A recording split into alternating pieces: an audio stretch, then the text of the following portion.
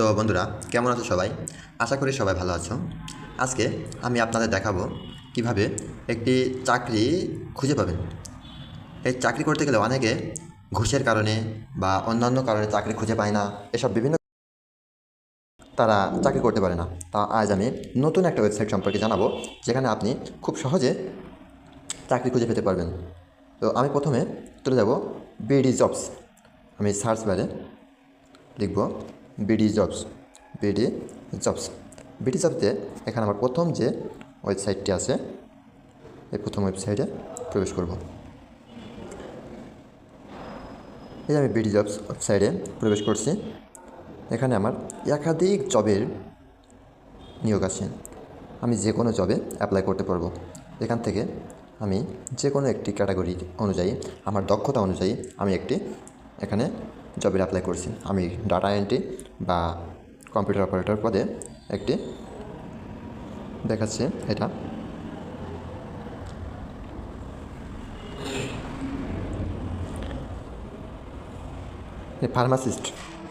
ফার্মাসিস্টে বা data entry officer এখানে বিভিন্ন এসে আছে। আমি যে কোনো একটি অ্যাপ্লাই করে দেখাই।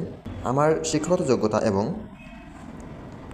আমার কোয়ালিফিকেশন অনুযায়ী আমি একটি চাকরিতে আবেদন করব। এখান থেকে যে কোনো একটি চাকরি আমার শিক্ষাগত যোগ্যতা অনুযায়ী আমাকে খুঁজে বের করতে হবে।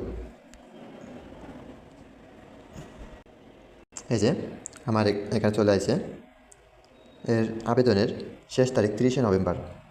আবেদন করুন অপশনে ট্যাপ করব। আবেদন করুন অপশনে ট্যাপ করার পর আমার আরেকটি ইন্টারফেসে নিয়ে যাবে। পেজে চলে আসে। এখানে বলেছে আপনার প্রত্যাশিত বেতন প্রতি মাসে এখানে কত টাকা আপনি আশা করেন যে আমার এত টাকা হলে আমি চাকরিটি করবো। আমি 20,000 টাকা দিয়ে দিছি। দিয়ে আবার সে আবেদন করুন অপশনে ক্লিক করলে আমার আরেকটা পেজে চলে যাবে।